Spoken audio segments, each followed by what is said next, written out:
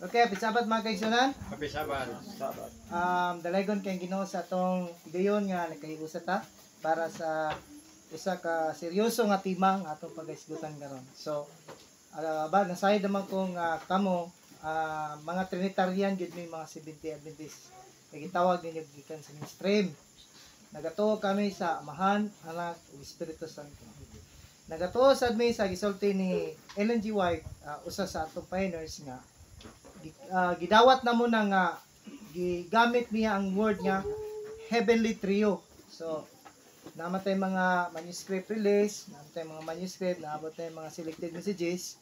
Kung ako pa ning isa-isa na magtanta sa oras kay ang panahon diri burag dili favor kung magdugay ta no. Tungod kay kada hapon kuan gyud diri. Normal na ninyo. Normal diri. So pati ta kuan atong dalion eh. So ang Seventh-day Adventist nga church nagatuo mi nga ang Holy Spirit is a person. Ang person sama na to, we are person. Tao ta natay personalidad. Dili matawag ang usa ka tawo nga person kung wala siya ga-exist. Kung saan pa kita siyang batasan sa iyang attitude, sa iyang the way siya magkinabuhi, kung sa iyang unahuna, kung sa iyang gibati. Kung wala siya wala siya diha. Absent ba? So, dagan kay mabasa dire nga ang Holy Spirit is ni pasar siya sa pagka-person tungod kay mubati siya, mangluod siya. Unya, at the same time ang Holy Spirit naagid siya gitawag og hunahuna. Na siya gitawag og nagunahuna siya, mutudlo siya, bro teacher ba? Ako, soon to be teacher man ko, usa ko ka person. Si Gilier is a person. Pero human lang ko. Ang Holy Spirit is a person siya nga nabilong siya sa being God. Okay, dirita. Kung basahin niyo ang ang buhat 2:1-4, napuno sila sa Balang Espiritu. So the Holy Spirit is also a personal being. Sa diri sa gitawag na to, pagtawag ni Pablo sa Trinity, gitawag niya kini Holy Spirit, Father ug Son, no? Sa ikaduhang Korinto 13:14, no? Nga si Pablo ni sulti siya diri, gi-mention niya ang Father, Son ug Holy Spirit diri sa kwan sa 2 Corinthians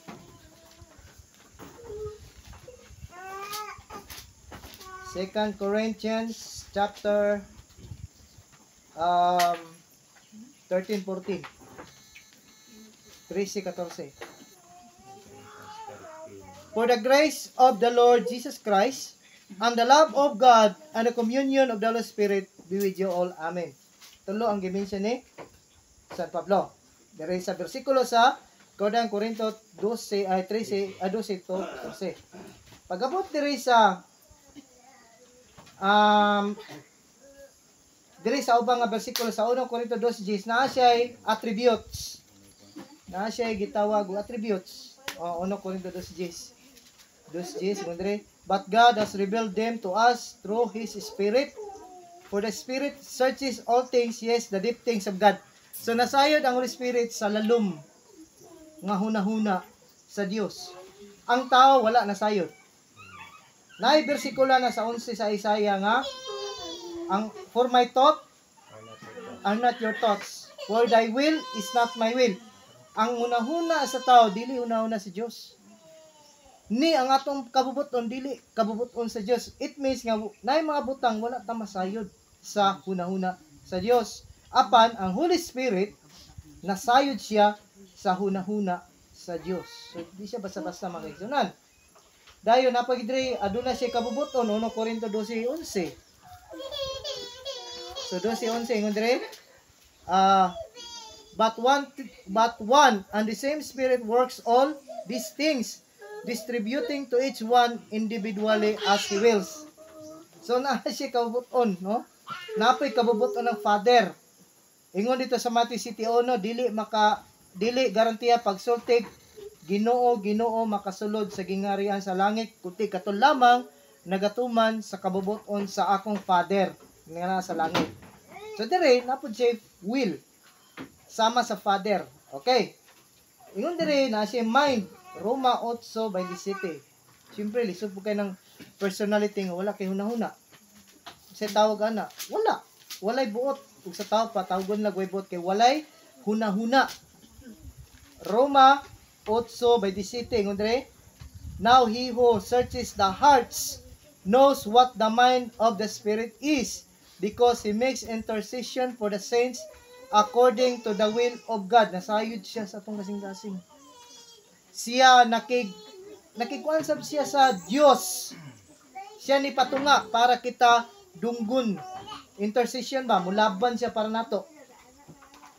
Okay, dire pa gud. Napagid siya kaalam, naa siya kahibalo. Nehemias 9:20. So, ang atong topic karon nagtuyok kagad siya sa Holy Spirit. So, kung mga tanong mga sa Trinity, medyo lain na po na topic, medyo broad po na siya. So, sa Holy Spirit ko nag-ready. Pero kung mga tanong mo out of topic, ako nang entertainon gyapon. There is pwede po mag-follow up question. Kutob sa inyong o gusto gyud mo mabalo paglain. So, ingon pa dire sa Nehemias 9:20. Agay una hub. Esther hub. Hindi na sa Isdras dapat. Okay. Kunya kanang kumugamit kag litra por litra, actually ang litra por litra pwede tubagon, pwede mo siya i-counter. Kay kung mingo kag litra por litra sa libro ni Esther, way mabasa Dios litra por litra. Basagan yung libro sa Esther, way Dios mabasa. Sige isa. Pero bot na yung pasabot, walay Dios. Di ba? Magamit nimo common sense, walay Dios. Bisig di mabasa. Diya sa Esther ang word nga Dios. Asa to? Nehemias 9:20. Ye also gave your good spirit to instruct them, and you did not withhold your manna from their mouth, and gave them water for their thirst. So ang Holy Spirit, isa po di siya naghatag itong manas kamingawan. So wala na mabasa dito sa Deuteronomy, Exodo, nabasa sa Nehemias. So ang Bible magod, unique ang Bible. Mohatag siyang answer sa laing libro. Usay dili mabasa dire, ngala ka mabasa ba litra por litra di ang Holy Spirit. Nindot nga pangutana para sa kuha. Sa una dagang kay dili manubag ana, na di litra por litra ka. Pero ganahan ko mo tubag ana karon. Uban sa tabang sa Holy Spirit. Okay. Ang pagsabot sa Seventh-day Adventist kung mabasag Bible is gitawag na contextual. Naay continuational text nga mo answer ana. Let the Bible answer to its problem. Mao gali ka ganiya mapamatud-an pa man nato nga Seventh-day Adventist mabasa litra por litra. Kaya nga naman ang Bible is maalamon nga libro, gamhanan nga libro sa Dios. So yun sa ingon dire. So mo instruct ang Holy Spirit. Dili pwede mo instruct ang Holy Spirit kung wala siya buot. Dapat person siya. Okay, ingon dire daghan pa kayo. Naa siya personal act. Unsa na personal act? Sama na to, natay mga lihok nga attribute nato. Unsa man ta? Kung makadungtag istorya nga sakit, ang tao mainsulto. Mubati ta na. Ngano man mo man natong nature. We have feelings. We have thinking. We have a cognitive side to our being. Natay affection, natay psychomotor. Saan psychomotor? Lihok na to. Ang Holy Spirit na asad ana. So ingon diri sa 1 Corinto 2:10, mangita siya. Searching. Kita unsa nga ato basahan 1 Corinto 2:10. Namo to gani atong gibasa no. Nga na siya kabubuton. But God has revealed them to us through His Spirit, for the Spirit searches all things. Ang Espiritu mo pangita siya sa tanang butang. Tanang butang, omniscient siya, kabalo siya. Nasayod siya sa tanang butang. De 1 Timoteo 4:1, ang Espiritu makigistorya. Kitang tao makigistorya man. Ang Espiritu makigistorya sad. 1 Timoteo 4:1. 1 Timothy 4:1. Now the Spirit expressly says that in the last days some will depart from the faith, giving heed to the deceiving spirits and doctrines of the demons. Makikistorya dahil Holy Spirit sa tao. So therefore, nasad sa iya dahil ang sama sa gawi sa tao, except mubuhat og sala. Dili na mubuhat og sala ang Holy Spirit. Then John 16:13, maminaw siya. Karon naminaw ang atong balang espiritu sa kalibutan. Karon, ang Holy Spirit na sa kalibutan, kaya niyang i-represent si Christ diri. Kaya niyang i-personify si Christ diri. Pero dili siya si Christ. Kaya niyang ipakita ang amahan diri. Because He is powerful. Ang saingon diri sa Faith I Live By, that the Holy Spirit personifies Christ. Gikuha na ko mi sa personify, kanang bura siya aktor ba? Pareha gud, sample lang niya, isample lang nako niya. Parehas gud anang Rizal. Di ba karon nakakita tag salida nga Rizal. Ang ga-aktor si Cesar Montano. Ang pangutana, siya ba si Rizal? Dili. Iya lang gi-personify si Rizal ing giawat para dili malimtan sa new generation. Maot sa day na trabaho sa Holy Spirit, iyang isa katauhan sa harapan mo si Kristo. Kasi si Kristo tuwa siya sa most holy place nga trabaho sa atong kaluwasan. Ang iyang omnipresent nga nagrepresent sa iya si Holy Spirit. Hangtod karon. Mao kay nang naay bersikulo diya sa pinilaya nga simbahon ang Amahan ug Anak. Wala may mabasa Holy Spirit diya. Kung basahon nimo ang 4, ang Holy Spirit naa sa presensya. He is in the presence. Nasi sa presensya taliwala. Ang Ama nasa langit, ang Anak nasa langit, ang Holy Spirit asa naa diri sa kalibutan. Nagkamulo og luwas og marka sa atong kaluwasan. So naa siya diri. Siya ang nagrepresent ni Christ, magpaka-Kristo po siya. He will act like Christ. Pwede na to siya tawag Jesus Christ. Because He personified Christ. Ano sila jiwa to? Mga later niya nga mga kanang mga ulahi na bitaw, medyo na ba, nagka-clearer na nga ang doctrine gyud sa Trinity is lahi ang doctrine sa Trinity sa Adventist sa doktrina sa Romano Katoliko. Gireject na nila. Nganong gireject man na nila? Tungod kay wala, dili na siya mao. Pero kaning ato ang Holy Spirit nga ang Trinity nga gisunod sa Seventh-day Adventist is mo na Trinity nga Divine Trinity. Mo na magbilin na ko kan kanang gusto na ko nalay magtiwas og kan assignment na lang ni. Gitawag ni siya og Divine Trinity. Ang gasulat ani si F.M. Wilcox, daghang kigaduda niyang iyang pagka-pioneer. Pero ang challenge nako kung si F.M. Wilcox na sayo, naabay dokumento nga ang gisulat ni F.M. Wilcox gikontra ni Ellen White. Buhi pa man si Ellen White ani. Mo nang ako ni kuyog ko ang non-Trinitarian belief sa una nilo lang boy. 2014 pero diri ko na kamata. Kay gihatag na ko ni kay Kuya Boy Romero daraw kani nga dokumento ako lang gini siya for the benefit of those who may desire to know more particularly the cardinal features of the faith held by the denomination, we shall state that Seventh-day Adventists believe. Mao gini dapat daw sundon nato og atong i-claim nga pagtuo sa mga membro sa Seventh-day Adventist Church daraw kani original gini siya nako gikuha pero halap-halap lang giagwanta na ako para sa dili na ko ni Advent Review October 9, 1913 by F.M. Wilcox.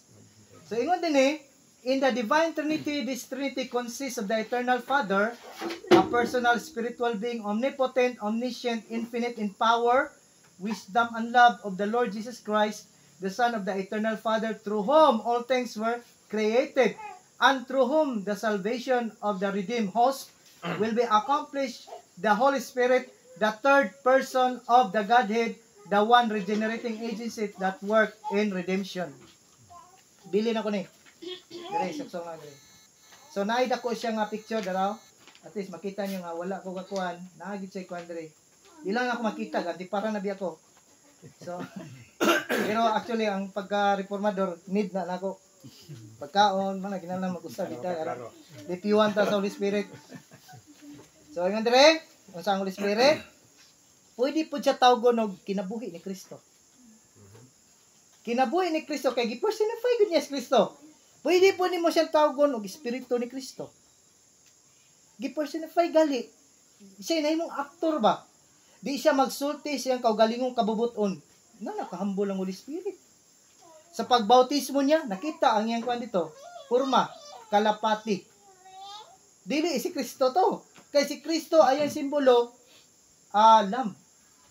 Ang simbolo sa Holy Spirit, kalapati. Ang simbolo sa Father, lion.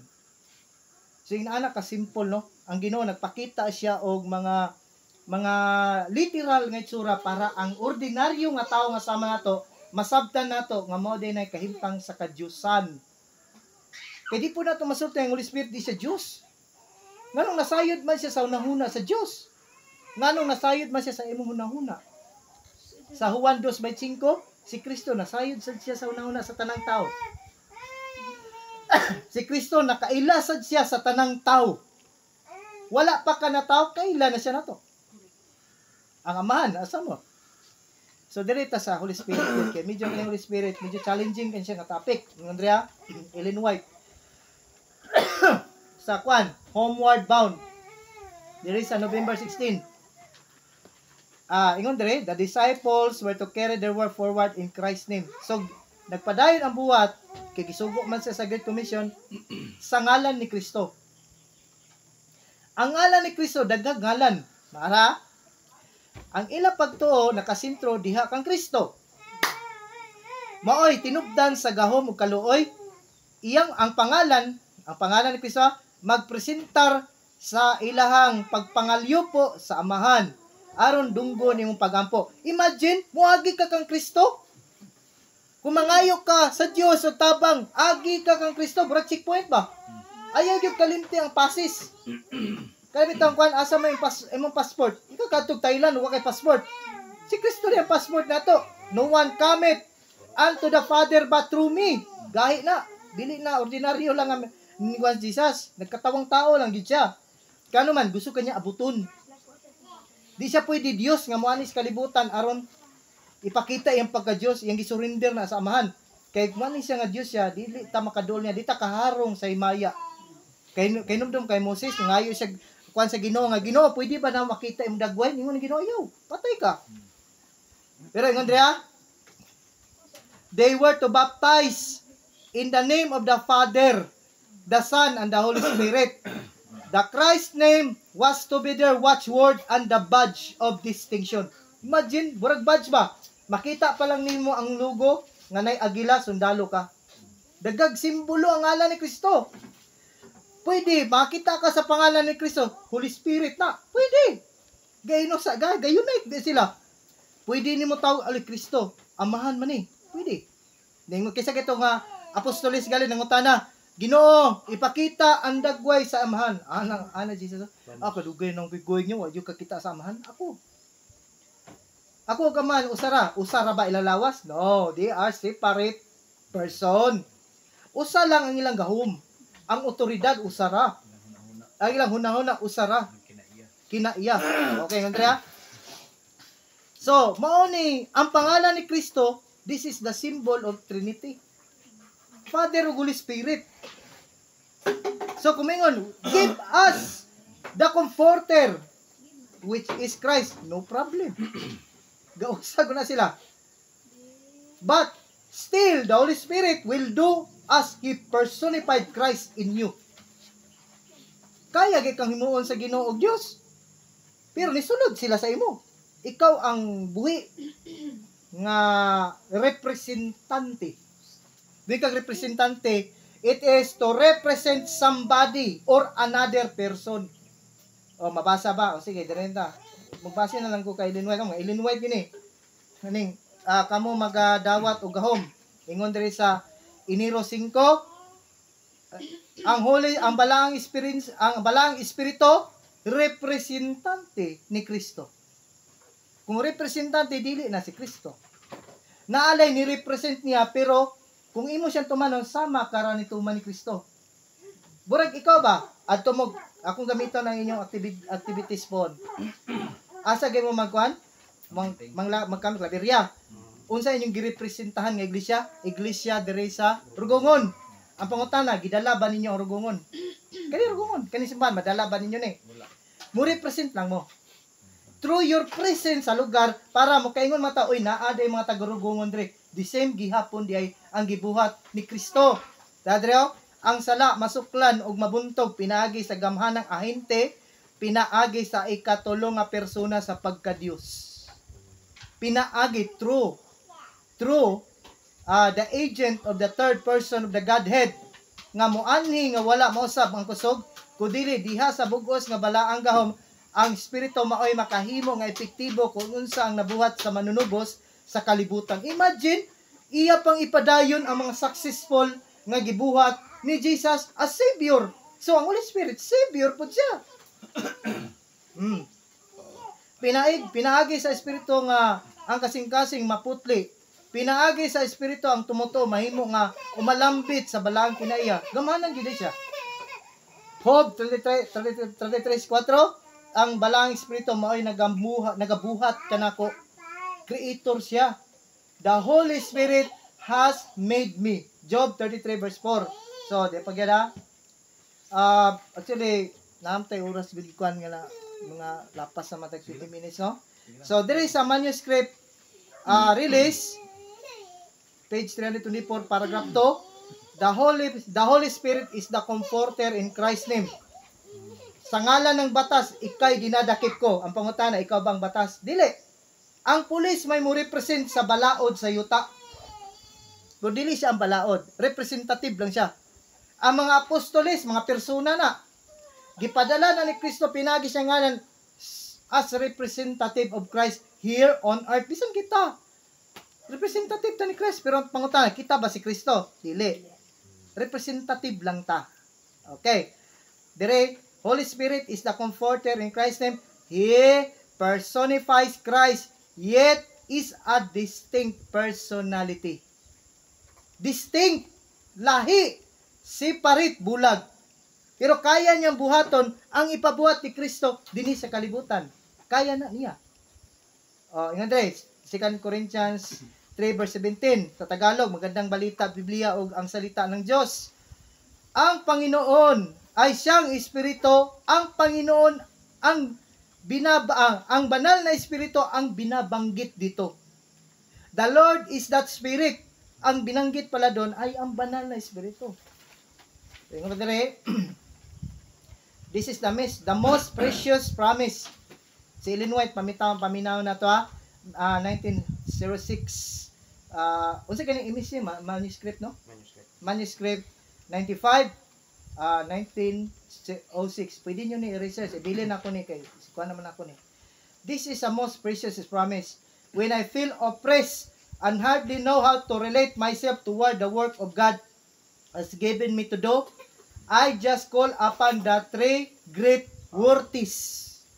Kisig ang puwan ni Ellen White. Three great worthies. Kanang worthies, takos. Tulo ka gamhanan nga takos. Ludhan. Ngunit re, and say, you know, I cannot do this work in my own strength. You must work in me and by me and through me. Sanctify my tongue, spirit, words, and bringing me into the position where my spirit shall be susceptible to the movings of the Spirit of God upon my mind and character. Inana mag-pray si Ellen White. Tawgo niya ang tulo, kabantugan, nga takos, sibahon, nga adunay gahom, magpabago sa kinabuhi sa tao. 21 letters manuscript 139, then 1906 paragraph 32, and then the golden harps are touched and the music flows all through the heavenly host, and they fall down and worship the Father, Son, and the Holy Spirit. Mauni ang kanya. Faith I live by, February 15. We need to realize that the Holy Spirit is as much as person as God is a person. Mo na mga later years nga ang na-develop ang belief nila sa Divine Trinity. Kay katong challenge ako nga, katong giingon ni F.M. Wilcox nga all Adventists should believe on the Divine Trinity. Karon mundan ko isde. Ngayon ko mangitag, di na ako musulod pag kuan. Okay, sayop man ang isde. Ang pangutana, naabay gisulat si Ellen G. White after gisulat ni F.M. Wilcox nga tuuhan sa tanang isde ang Divine Trinity? May challenge kay kana si Ellen White, sensitive kay na. Makabantay kay na siya na isayop, pareha kay Kilog nga ang Dios naa sa tanang butang.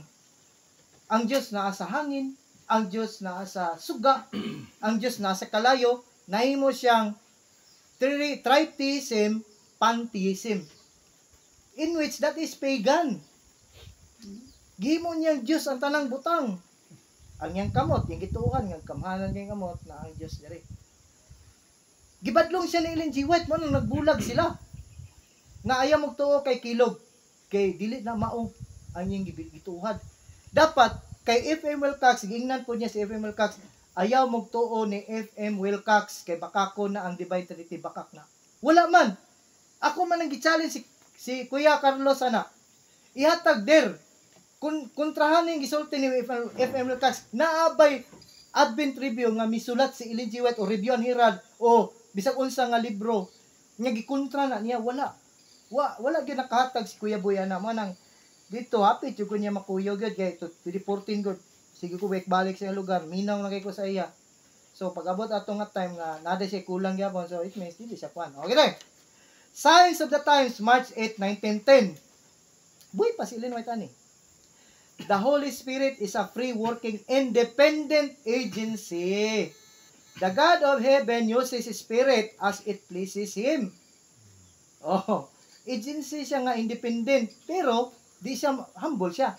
Kay iya mabuhaton ang tanang butang, i-glorify ganyan si Kristo. Iya pagigi-personify si Kristo tungod kay grabe iyang pagkuan kay Kristo. Kay gusto niya siya na mismo si Kristo diri sa kalibutan, pero si Kristo tuwa sa langit. Nagtrabaho sa most holy place, sa heavenly sanctuary. Ang iyang omnipresent, walay lain, ang iyang representative, si Holy Spirit. Unang wala na yung kami nalibog, ana, except sa mga Adventistang way tuon-tuon. Oh, gampo man yun ako sa Ginoo, Lord. Tagay rin ko, sincerely, Lord. Sincere kayo may Panginoon, Lord. Tagay kog dalan nga, sayop ni tanan. Nagpapilin, may nung ko sa isdihan, tod karon. Ikuyog naman kuha na nila. At the same time, nakita sa nako, wala kayo ga-work ang Holy Spirit sa ilang grupo.